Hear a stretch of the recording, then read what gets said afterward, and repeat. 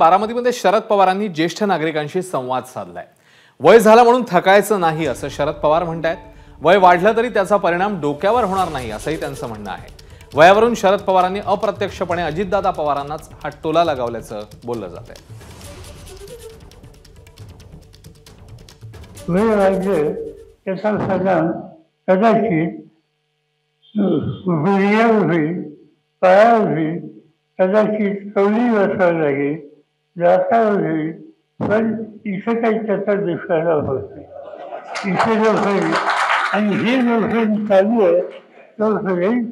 कसलीही स्थिती आली तर नव्या पिढीला मार्गदर्शन करण्याची ताकद आणि दुसरी की आपल्या वयाच्या सगळ्या घटकांच्याकडे वय झालं म्हणून थकायचं नाही, वय झालं म्हणून नव्या पिढीला योग्य मार्गदर्शन करण्याच्या कामातून कसं सुद्धा मागे राहायचं नाही। एबीपी माझा, उघडा डोळे बघा नीट।